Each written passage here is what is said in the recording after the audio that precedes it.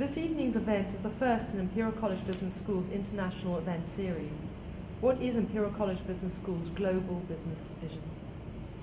Imperial College certainly believes that all business is global, and that we really need to be a player in the world, looking at issues that are relevant to both the Western world as well as Asia, and we want to really start a dialogue about the newest trends in business all over the world. So our global business vision is really to have a significant presence all over the world, and also to encourage new conversations about new trends in business globally.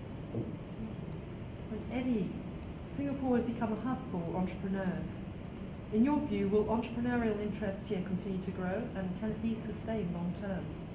Well, certainly there's a lot of support currently exists from the government, the Singapore government, to encourage people to start up the company in Singapore.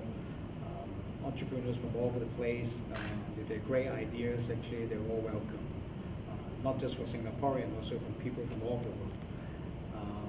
Whether it's really sustainable, actually, it depends on the talents, actually, whether it's available or not. So it is a chicken and egg issue. I mean, the money may be there, but there's not enough talents. So the most important thing, I believe, it is like, if you're a talent, here's the place actually for you to sort of nurture your idea and grow. This evening's lecture, Singapore, a Magnet for Entrepreneurs, will explore a subject at the heart of Imperial College Business School's research. How is this research helping to shape governmental policy that develops and advances entrepreneurial growth across the world? I mean, as Eddie Chau just mentioned, Singapore government is a major player in encouraging entrepreneurship. In fact, in spite of the fact that sometimes business people tend to have a jaundiced view about governments, some of the most amazing new entrepreneurial ventures have come with the government as a significant partner. I mean, I can think of, for example, the internet. The US government was a major partner on the development of the internet. Also, we look at the biotech revolution. Governments in Europe as well as US have been major partners in developing the biotech revolution. So the governments are could be major partners, and also people who help develop entrepreneurship. But then government policies could also be a hindrance to entrepreneurs really taking advantage of their ideas and their mission. So it's very important that we have a sense of where the government can help and where the government can hurt by having the wrong set of policies. And I think the research that my faculty is doing at the business school really kind of speaks to these issues. What support systems are available to entrepreneurs starting out in Singapore, and can other countries implement similar systems? Well, Singapore provide a very high quality infrastructure and I would say internationally acceptable type of legal system, protection of the IP, your intellectual property. To set up a company here, it is like within hours. It's not days or months. And people who understand, your company laws very easily. To deal with Singapore company, if you establish here, it is very easy.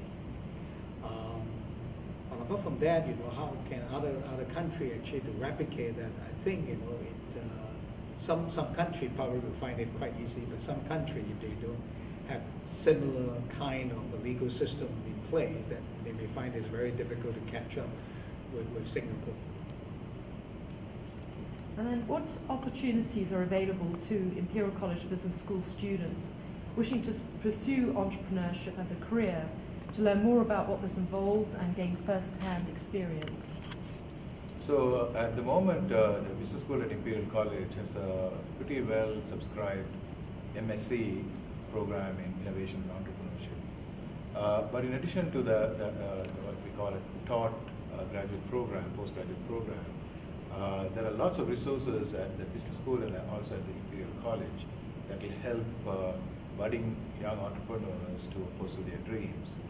In fact, I'm planning to help set up an ecosystem that involves certainly entrepreneurs in residence, mentors, as well as potential angel investors, as well as having a space, incubation space, and those kinds of things. So there are lots of resources already, and we are also building some new resources to allow entrepreneurs from all over the world to be successful by partnering with Imperial Business School. Eddie, how do you think your experiences of studying at Imperial College London influenced your desire to be an entrepreneur? Oh, an interesting question. I graduated in 1986. I studied the communication engineering in the EE department. And one thing I really enjoy is during the tea break. We all go to the senior common room. You meet all sorts of different kind of people. You talk all sorts of things, not just about your discipline. What you study, but I think that is something that is it's very hard to get this kind of opportunities outside. And I really treasure that kind of experience. Really important in school.